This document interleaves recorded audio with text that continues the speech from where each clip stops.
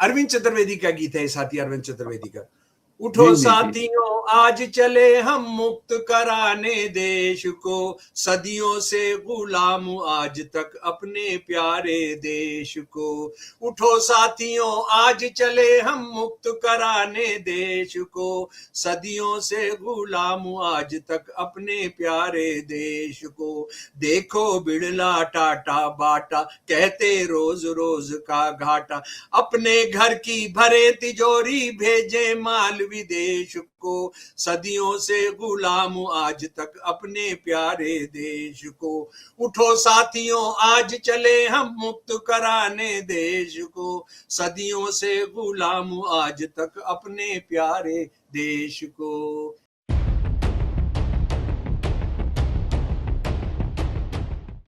आज इस एपिसोड में हम बात करेंगे छात्र आंदोलनों का इतिहास, सरकार की भूमिका, विपक्षी दलों की भूमिका और कोर्ट की भूमिका। भारत के इतिहास में सबसे पहला छात्र आंदोलन पटना में हुआ था 1955 में। जवाहरलाल नेहरू प्राइम मिनिस्टर थे और बिहार में परिवहन मंत्री थे महेश सिंह। मामूली से किराए में वृद्धि हुई थी, उसकी वजह से छात्र का आंदोलन हुआ और गोली चली, एक छात्र केदार पांडे की मौत हुई। उसके बाद दक्षिण में एंटी हिंदी मूवमेंट, डीएमके जैसे पार्टियों का उदय। 73 गुजरात में मेस में वृद्धि की वजह से छात्रों का आंदोलन और उनके पीछे आरएसएस का बैकअप। 80 के दशक और देखेंगे बिहार में 74 में ही छात्र आंदोलन हुआ, जेपी आंदोलन हुआ, वो सब इतिहास जानते हैं। 80 के दशक में गुजरात में फिर 10% मेडिकल कॉलेजेस में SC/ST के रिजर्वेशन के खिलाफ छात्र आंदोलन हुए और क्या क्या हुआ आप सब जानते ही हैं, पूरे डिटेल्स में नहीं जाएंगे। 90 में मंडल कमीशन के खिलाफ भारत में आंदोलन और एंटी मंडल आंदोलन, मंडल से कमंडल ने मंडल के आरक्षण को लेकर और धर्म का उसमें चाशनी डाला और राम मंदिर बाबरी मस्जिद का मसला सामने आया। अगर भारत के इतिहास में आंदोलनों को देखेंगे तो कई आंदोलन प्रतिगामी रहे, मतलब एंटी प्रोग्रेस। जैसे अफर्मेटिव एक्शन के खिलाफ छात्रों ने आंदोलन किया, मंडल कमीशन हो या गुजरात में रिजर्वेशन का मसला। फिर अन्ना हजारे का आंदोलन आपने देखा ही है और अभी कॉकरोच जनता पार्टी ऑनलाइन आंदोलन शुरू हुआ और मैं समझता हूं, जहां तक मेरी समझ है, कि भारत ही नहीं दुनिया के इतिहास में ये पहला ऐसा आंदोलन होगा जो कि सुप्रीम कोर्ट की एक टिप्पणी से शुरू हुआ ऑनलाइन और कुछ ही दिनों में उसके करोड़ों फॉलोअर्स हो गए। थोड़ा क्रोनोलॉजी समझते हैं, उसके बाद चलेंगे शमसूल साहब के पास। 16 मई चीफ जस्टिस की टिप्पणी और उसके बाद ऑनलाइन कैंपेन शुरू। पहला ऑफलाइन धरना 6 जून को सीएपी ने जंतर मंतर बना पहला अनिश्चितकालीन धरना शुरू किया। सोनम वांगचुक 28 जून को आए। चलो संसद मार्च 20 जुलाई को। 21 से 24 जुलाई पूरे देश भर में छात्रों का आंदोलन और विपक्षी पार्टियों ने भी छात्र आंदोलन का समर्थन किया। 25 जुलाई फाइनली धर्मेंद्र प्रधान का इस्तीफा हुआ। लेकिन जब 20 जुलाई को वहां प्रदर्शन हो रहा था, पुलिस ने पेलेट गन, डंडे और जिस तरह से brutal attack on the students हुआ, हम सबके सामने है। 3 मांगी थी धर्मेंद्र प्रधान का इस्तीफा, जो मृतक हैं उनको 1-1 करोड़ का मुआवजा, और जो मृतक छात्र, जो 20-21 छात्र नीट के एग्जाम में हेराफेरी की वजह से सुसाइड किया था, और तीसरा कि छात्रों पर FIR न हो। मामला सुप्रीम कोर्ट में है और सुप्रीम कोर्ट की पहले टिप्पणी थी कि मुझे वीडियो मत सुनाइए, हमारे पास टाइम नहीं है।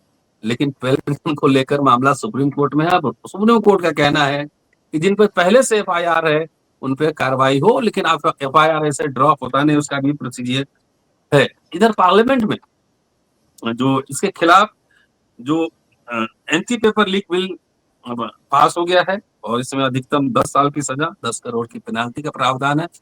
लेकिन पेपर लीक कैसे न हो इसके बारे में कोई चर्चा नहीं। सुप्रीम कोर्ट की जो भूमिका है इस मामले में और पहले के भी आंदोलनों में, इस पे चर्चा होगी। शमसूल साहब हमारे साथ हैं। आज मैंने लंबा इंट्रोडक्शन लिया और सीधे अब चलते हैं शमसूल साहब के पास, और उनका सीधा एक्सपीरियंस कई छात्र आंदोलनों का रहा है और अभी भी अपने मंच से, निशांत थिएटर ग्रुप है, उसके माध्यम से अभी भी छात्रों के बीच रहते हैं, छात्र आंदोलन से अभी भी जुड़े हुए हैं। स्वागत है सर। जी जी, सर। बहुत धन्यवाद। जय भीम सर। हाँ, बहुत दिन के बाद आपके साथ बैठक हो रही है। जी। सब सुनने वाले साथियों को, आपको, अमर भाई को जय इंसानियत, जय भीम। तो ये आपने तमाम जो देश में हमारे नौजवानों के साथ जो कुछ हो रहा है, वो आपने उसकी एक भूमिका और वो नौजवान, वो लड़ाई हमारे यहाँ बाकायदा संगठित लड़ाइयाँ कब शुरू हुई, इसका इतिहास आपने बताया।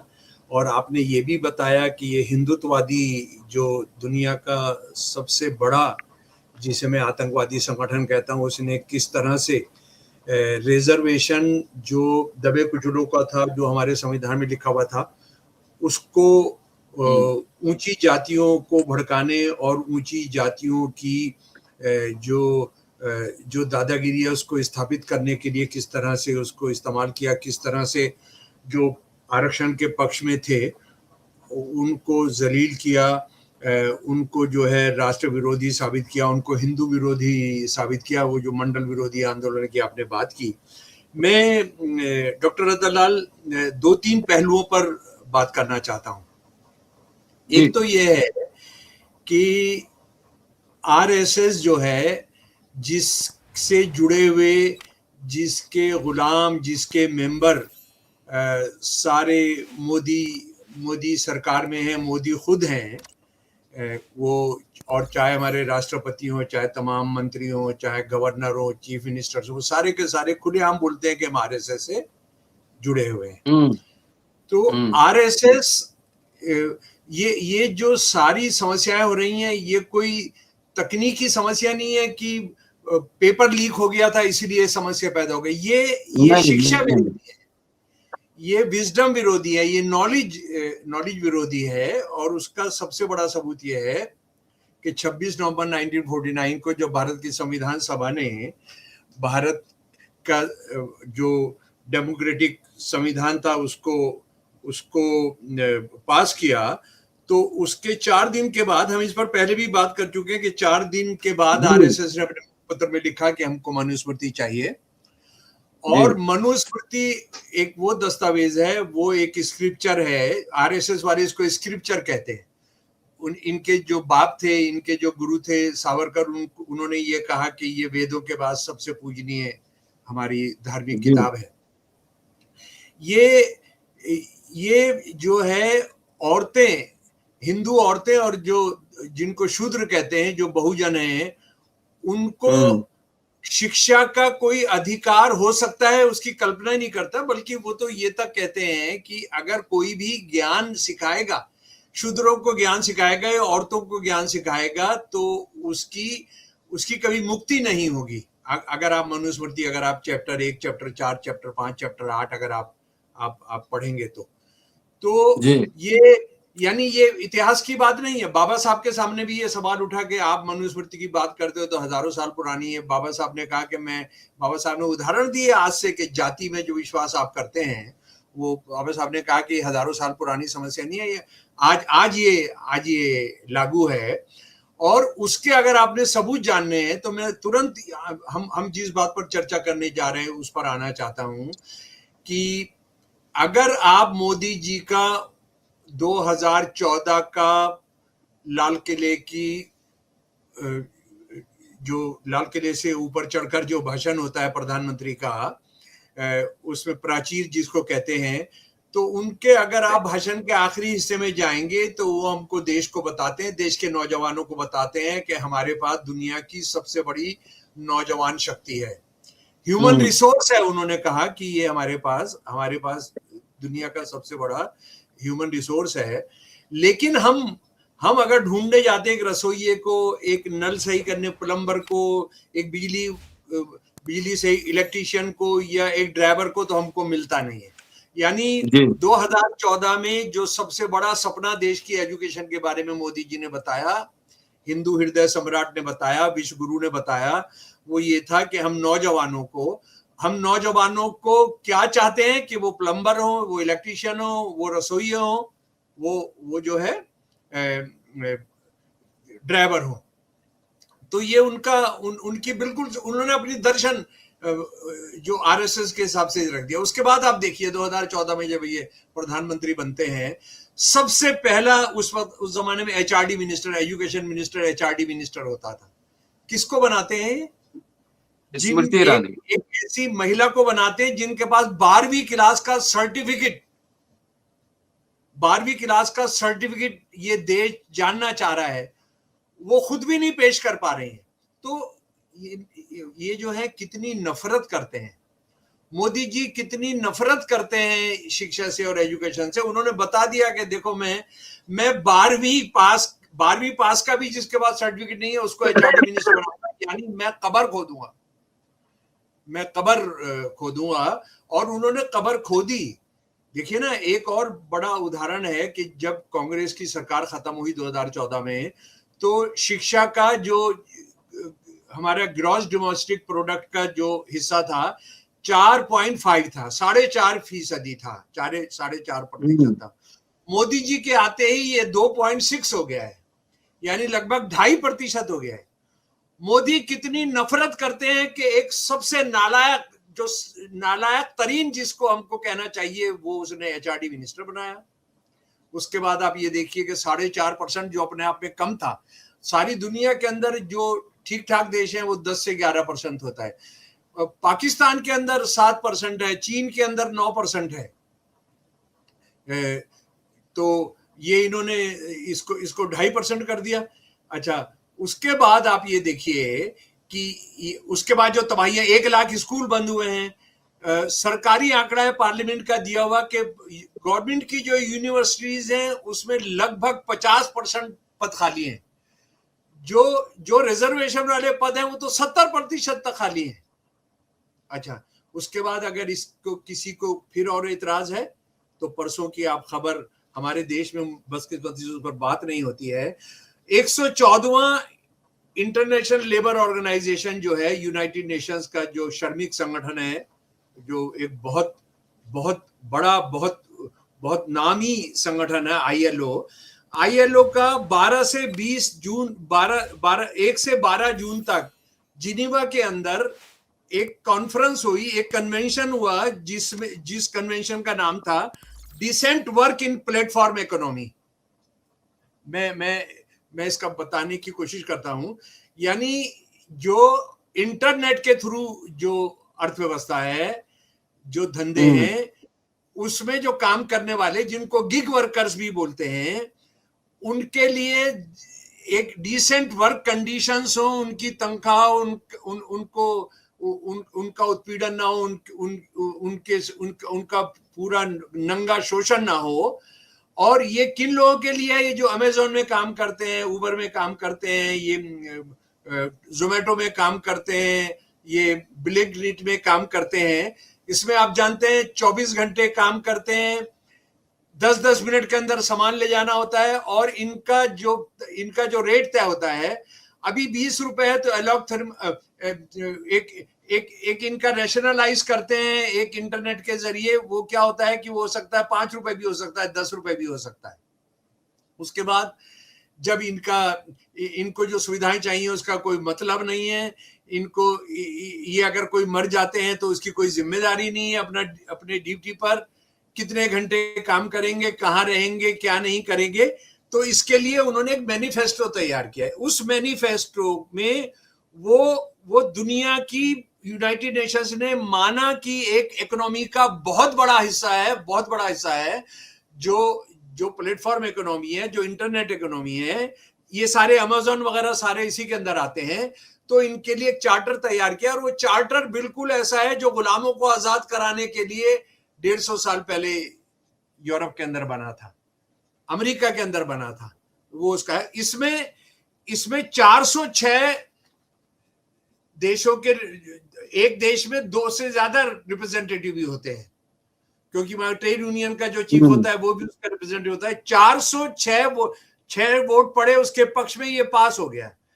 8 देशों ने इसका विरोध किया, जिसमें अमेरिका, न्यूजीलैंड शामिल है, और 36 देशों ने जिन्होंने अपने आप को कहा कि हम इसमें कोई राय नहीं रखते, उसमें इंडिया शामिल है। ये इस देश के बेरोजगारों का एक धंधा काम तलाशने का एक तरीका है। उन्होंने बिना किसी सुख सुविधा के वो अपना एक ऑर्डर लेकर जा रहे हैं 12 रुपए में, 15 रुपए में, 20 रुपए के अंदर। ये सबसे दुनिया के सबसे बड़ा और अनऑर्गेनाइज्ड नौजवान ग्रुप है, समूह है।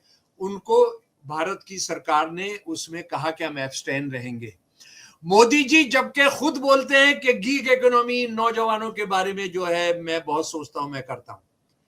आपको कितने सबूत चाहिए कि मोदी जो है, जो हमारा शिक्षित नौजवान है, उसके पूरे तरह खिलाफ है, क्योंकि वो मनुस्मृति को मानने वाले हैं, क्योंकि उन्होंने 4.5% से 2.6% कर दिया। उसके बाद उन्होंने जाहिलों को HRD मिनिस्टर दिया, और उसके बाद फिर उन्होंने जो दुनिया के सबसे बड़े नौजवानों की जो धंधे का जो प्लेटफॉर्म है उसको कहा कि हम उसमें कोई हिस्सेदारी नहीं करेंगे। और आप उसका एक और सबूत अगर लेना है तो आपने धर्मेंद्र प्रधान को हटाया। धर्मेंद्र प्रधान को हटाया नौजवानों के संगठन के साथ एक लंबी बातचीत के बाद। ये माना गया कि ये जिम्मेदार है जो तमाम लाखों बच्चों की जिंदगी खराब हुई है, जिसमें 26 के करीब नौजवान बच्चियों ने आत्महत्या की है, ये उसके लिए जिम्मेदार है, इसको हटाया जाए। तो उसके जगह किसको बिठा कर लाए हैं? किसको बिठाया है? वो एक आदमी है जिसका पढ़ाई लिखाई से कोई ताल्लुक नहीं है। वो उस आदमी का खास काम क्या है कि वो जो बलात्कारी हैं, जो हिंदुत्ववादी बलात्कारी हैं, उनको कैरेक्टर सर्टिफिकेट देने में उसकी ज्यादा रुचि है। उसका शिक्षा से कोई ताल्लुक नहीं है, कोई भी ताल्लुक नहीं है। हम जानते हैं कि कैसे बिल्किस बानो, उनके साथ बलात्कार, उनकी जो रिश्तेदार लड़कियां थी उनको जो बलात्कार किया, उनके मर्दों को मारा। उसके बाद वो 9 या 10 जो RSS विश्व हिंदू परिषद से जुड़े हुए लोग थे, उनको एक धोखा देके, अमित शाह ने धोखा देकर होम मिनिस्टर के तौर पर उनको रिहा करवा दिया। गुजरात की जो कोर्ट्स हैं, जो आमतौर पर दलाल हैं RSS की और विश्व हिंदू परिषद की, उनको दिलवा दिया और उनका स्वागत किया। उनके सम्मान के अंदर एक समारोह किया और कहा कि ये तो ब्राह्मण थे, यानी ब्राह्मण है तो उस पर रेप के बाद उनको सजा नहीं होनी चाहिए। ये मनुस्मृति ने भी कहा है। मनुस्मृति में कहा है कि ब्राह्मण को चाहे उन्होंने हैनस से हैनस, खतरनाक से खतरनाक जुर्म किया हो, तब भी उनको कोई सजा नहीं दी जानी चाहिए। ये उसी के तहत उन्होंने किया। वो तो भला हो सुप्रीम कोर्ट के 2 जस्टिस का बाद में कि उन्होंने कहा कि अरे ये तो अमित शाह को और गुजरात सरकार को अधिकार ही नहीं था उनको माफ करने का, क्योंकि मामला तो महाराष्ट्र के अंदर चला था। मामला महाराष्ट्र के अंदर चला, महाराष्ट्र सजा हुई, तो महाराष्ट्र तय करेगा कि इनको छूट देनी है, इनको रिहा करना है, नहीं करना है। तो इस तरह की धोखेबाजी करने वाले लोग। और उसके बाद आप ये देखिए, मोदी जी हमको बता रहे हैं जो दूसरी बात असल में जो मैं रखना चाहता हूं कि हमने इतिहास में ये देखा है कि जब भी मोदी RSS की सरकार किसी मुश्किल में फंसती है, जब भी किसी मुश्किल में फंसती है, सुप्रीम कोर्ट उसको आकर उसको मदद करती है। अगर आप साथी लोग, बहुजन लोग भूले नहीं है, दूसरे लोग भी भूले नहीं है, आरक्षण को खत्म करने का जब फैसला लिया, लाखों लोग, करोड़ों लोग इस देश में सड़कों पर आ गए जनाब।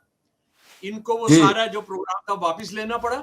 सुप्रीम कोर्ट हस्तक्षेप करती है और कहती है कि नहीं, हम जो है गरीबी के आधार पर आरक्षण से लेकर कुछ जो गरीब आम सारी जातियों के लोग हैं उनको हम दे सकते हैं। ये तो आरक्षण खत्म करना हो गया, क्योंकि आरक्षण जो दिया गया था वो गरीब अमीर के आधार पर नहीं दिया गया था। अगर वो दिया होना तो हमारे संविधान के जो बनाने वाले हैं वो काम करने का अधिकार दे देते। काम करने का अधिकार नहीं दिया। जितनी भी नौकरियां हैं उनको हमने रिजर्वेशन देना है। रिजर्वेशन इसलिए है क्योंकि हजारों साल से जो आप शूद्रों के साथ जो करते रहे, औरतों के साथ जो करते रहे, इसलिए हमने उसकी भरपाई करने के लिए करना है। आप सुप्रीम कोर्ट से करा लिया इन्होंने इस काम को। फिर उसके बाद मुझे लग रहा है कि बहुत आसानी से हम समझ सकते हैं कि 6 दिसंबर 1992 को बाबरी मस्जिद इन्होंने गिरा दी, लेकिन राम मंदिर फिर भी नहीं बन पाया। बहुत सारे सवाल है। और उसके बाद उसको 2019 के अंदर सुप्रीम कोर्ट के जरिए बनवा लिया, जिसको RSS, विश्व हिंदू परिषद, शिवसेना के गुंडे 6 दिसंबर को नहीं करा पाए थे, अटल बिहारी वाजपेयी नहीं करा पाया था, कल्याण सिंह नहीं करा पाया था, विश्व हिंदू परिषद नहीं करा पाया था, एबीवीपी नहीं करा पाया था, भीड़ जुटाकर उसको सुप्रीम कोर्ट ने कर दिया। और सुप्रीम कोर्ट ने कहा कि ये ठीक है, कोई सबूत नहीं है कि बाबरी मस्जिद राम जन्मभूमि की जगह पर बनाई गई थी, कोई सबूत नहीं है कोई मंदिर को तोड़ा गया था बाबरी मस्जिद को बनाने के लिए। गोस्वामी तुलसीदास ने रामचरितमानस, जो हिंदुत्व के हिसाब से बाबरी मस्जिद के बनाने, राम मंदिर के ढाने के 39 साल के बाद बनाई गई थी, उसमें कोई जिक्र नहीं है। लेकिन सुप्रीम कोर्ट ने कहा कि मंदिर वहां बनेगा जहां बाबरी मस्जिद को ढाया गया। तो ये कितनी मदद करती है सुप्रीम कोर्ट। और इसमें भी आप देखिए सुप्रीम कोर्ट की जलालत देखिए। सुप्रीम कोर्ट की, दिल्ली हाई कोर्ट ने कह दिया इसको, इस पचड़े में हमको मत फंसाइए, इसमें हमें मत घसीटे। और सुप्रीम कोर्ट ने, वो एक वकील है शुएब, वो जाकर कह रहे हैं जनाब मैं ये वीडियो लाया हूं, जनाब ये फोटो है, जनाब सुन लीजिए। नहीं, हमारे पास टाइम नहीं है, हम जो है हमको वीडियो देखने का टाइम नहीं। और वही जिस दिन ये पता लगा कि ये नौजवान घर जाने वाले नहीं है, ये पिटने के बाद, गाली खाने के बाद, बच्चियों को कपड़े उतारे जाने के बाद, पेट्रोल गन्स का शिकार होने के बाद ये जा नहीं रहे हैं, तो कैसे सुप्रीम कोर्ट का रुख बदला और उसने कहा कि नहीं हम सुनेंगे और ये सब। लेकिन सुप्रीम कोर्ट ने फिर जो अपना असल चरित्र दिखाया है दलाली का, वो क्या है? जो समझौता किया, भाई देखिए कोई ना एक झूठ या धोखाधड़ी कर रहा है। ये जो समझौता किया नड्डा ने कॉकरोच जनता पार्टी के लोगों से, सारी एफआईआर वापिस होंगी, उसका इस्तीफा होगा। तो क्या नड्डा को और बीजेपी को, जो 14 साल से सरकार चला रहे हैं, उनको नहीं पता था कि एफआईआर ऐसे वापिस नहीं हो सकती? उसके लिए एक तरीका होता है। उस दिन ये साफ करनी चाहिए थी और ये फैसला होना चाहिए था। हमारे जो कॉकरोच जनता पार्टी के भी नौजवान साथी हैं, वो इतने सीधे हैं, लड़ाकू तो हैं लेकिन बहुत सीधे हैं, कि उन्होंने ये तय कराना चाहिए था कि वो सारी एफआईआर वापिस होंगी, सारी एफआईआर की वापिस कोर्ट के अंदर दाखिल कराया जाएगा। ये रह गया। देखिए सुप्रीम कोर्ट ने उसी में फंसा दिया।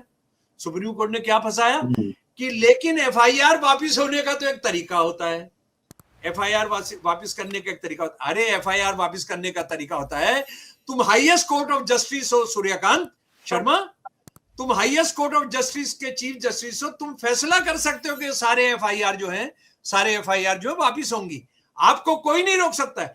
आप जो मंदिर तोड़ा नहीं गया था उसकी जगह वहां पर जहां कोई मस्जिद नहीं बनी थी, उसको गिराने के बाद तुम ये फैसला कर सकते हो कि तुम जो है वहां पर मंदिर बनेगा। तुम आरक्षण का सत्यानाश करके उसका जनाजा निकालकर तुम गरीबी के आधार पर तुम रिजर्वेशन दे सकते हो। तुमको ये करने के अंदर क्या दिक्कत है? लेकिन आप देखिए मोदी जहां फंसा वहां सुप्रीम कोर्ट मौजूद है उनकी मदद करने के लिए। मैं डॉक्टर रतनलाल आपको एक बात याद कराना चाहता हूं। मैं तब दिल्ली यूनिवर्सिटी में नौकर था। हमारे पेंशन को लेकर एक बहस चल गई थी और इन्होंने एक अध्यादेश जारी कर दिया था कि पेंशन फला तारीख से फला डेट से 2 तरह की पेंशन होगी, ये सब होगा। जब हम लोग लड़ाई लड़ रहे तो दिल्ली हाई कोर्ट ने एक फैसला दे दिया। ये कुछ कर नहीं रहे थे, अटल बिहारी वाजपेयी की सरकार थी। तो उसके बाद क्या हुआ कि उन्होंने एक ऐसा फैसला दिया कि वो लागू हो गया जो टीचर विरोधी जो पेंशन की स्कीम थी। तो हम इस बात को देखें कि सुप्रीम कोर्ट हिंदुत्व के पक्ष में एकदम से खड़ी होकर आ जाती है। उससे पहले हम जानते हैं हमारा एक चीफ जस्टिस रहा जो कहता था कि केसरिया झंडा जो है सारी दुनिया पर फहराएगा, सारे इंडिया पर फहराएगा। उसने कैसे कह दिया था कि हमारी प्रस्तावना के अंदर सोशलिज्म और जो है और कैपिटलिज्म के खिलाफ सुप्रीम कोर्ट ने जो फैसले दिए वो लागू नहीं होगा। अच्छा, एक और बात, कल क्या हुआ है हमारे देश में? कल खबर आई है कि हॉकी फेडरेशन ऑफ इंडिया ने जो नीला कपड़ा है, जो नीला ड्रेस था, नीले ड्रेस को भगवा करने का तय किया। और पूरा जो कमीशन है, जो उसके मेंबर है, वो कह रहे हमसे नहीं पूछा गया, किसी से नहीं पूछा गया। यहां 2 बहुत गंभीर सवाल उठते हैं। ये केसरिया का प्यार, ये केसरिया आधुनिक कंस्ट्रक्ट है। ये आधुनिक, इसका केसरिया का हिंदू धर्म से कोई ताल्लुक नहीं। ये जो महाभारत थी उसमें कोई केसरिया झंडा नहीं है। यानी ये इतने जाहिल और गंवार हैं कि ये नहीं जानते हैं। मैं अगर हिंदू कथानक के हिसाब से, हिंदू की हिस्ट्री जो है भाई, रामायण में क्या है, सीता को अपहरण किसने किया था? हम उनकी व्याख्या से, रावण की व्याख्या से हम लोग उससे सहमत नहीं होते हैं। हम सारी उनकी व्याख्या, उनका नैरेटिव पर बात कर रहे हैं। कौन सीता माता का अपहरण किया? रावण। रावण ने कौन से कपड़े पहने हुए थे? रावण हरे कपड़े पहन के नहीं आया था, रावण सफेद कपड़े पहन कर नहीं आया था। रावण कौन से कपड़े पहन के आया था? केसरिया, एक हिंदू साधु का रूप लेकर आया था। बहुत सारे बाबा, हिंदुत्ववादी बाबा जो रेप के लिए जेलों में बंद है, वो केसरिया कपड़ा पहनते थे। और एक और महत्वपूर्ण बात जिसको हमको नहीं भूलना चाहिए, ये सिर्फ केसरिया लाने की साजिश नहीं है। ये साजिश ये भी है कि नीला रंग जो शांति का रंग है, नीला रंग जो बौद्ध धर्म का रंग है, नीला रंग जो बाबा साहब ने जिस झंडे को अपनाया, उसको जलील करना, उसको खत्म करना है। यानी ये सिर्फ हिंदू मुसलमान और ये मुसलमानों को डराने के लिए केसरिया नहीं हो रहा है, बल्कि बात यह है, जो भी शांति की बात है, जो भी प्यार की बात है, जो भी साथ रहने की बात है, ये उसको खत्म करना चाहते हैं। और जहां तक पुलिस का सवाल है, जहां तक अफसरों का सवाल है, वो हमारी सुधा भारद्वाज जो है, सुधा भारद्वाज ने एक बहुत बहुत जबरदस्त सवाल उठाया है कि आप ये कह रहे हैं, सुप्रीम कोर्ट ये कह रही है, मोदी सरकार ये कह रहा है, और वो जो कह रहा है, आप देखेंगे ये जो अमित शाह है, ये आ ही नहीं रहे पार्लियामेंट के अंदर, मोदी आ ही नहीं रहे जब उस पर बहस हो रहा है। जो ये कहा जा रहा है कि क्रिमिनल्स जो है, जिनका क्रिमिनल्स इतिहास है, उसको वापिस उन पर ये मुकदमे वापिस नहीं होंगे। क्या कहा है सुधा जी ने? बहुत मशहूर लॉयर है, 5 साल टेरर लॉस के अंदर जेल में रही हैं। उन्होंने बताया है दिल्ली पुलिस कमिश्नर को, और जो बहुत दलाल जो पुलिस की दलाली करते हुए लिख रहे हैं, वो ये है कि लोकसभा में 543 जो एमपीज हैं, उनमें ऑफिशियली 251 पर क्रिमिनल मुकदमे हैं, हत्या के, बलात्कार के, लूट के। कितने? 543 लोकसभा के एमपीज में से 251, और राज्यसभा के 228 एमपीज में से 73 जो है वो उन पर क्रिमिनल मुकदमे। तो ये जो कैमरे लगाए हैं, जो इजराइल से जो आए हैं, वो इन मेंबर पार्लियामेंट्स को जाने दे रहा है वहां पर अंदर। ये जो कैमरे हैं, 5 विजन और डायमेंशन और ये सब जो है, ये गजा के अंदर फिलिस्तीनियों के कत्लेआम के लिए पहचान कर उन्होंने इस्तेमाल किया, ये वहां से आए। उसके साथ एक और रिश्ता है हमारा इजराइल के कातिलों के साथ, ज़ायनिस्ट के साथ, कि पैलेट गन का सबसे पहला इस्तेमाल लोगों को मारने में उन्होंने इस्तेमाल किया, उन्होंने इंट्रोड्यूस किया। और आज दुनिया का सबसे बड़ा पैलेट गन मैन्युफैक्चरर जो है इंडिया है। और मैं आपको ये बताना चाहता हूं, ये जो वर्ल्ड बैंक का जो आंकड़ा है कि इंडिया ने इजराइल की पार्टनरशिप में जो एक्सपोर्ट किए हैं, यूरोपियन यूनियन को 2628, जर्मनी को 2039, स्पेन को 589, थाईलैंड को 20 और बांग्लादेश को 187।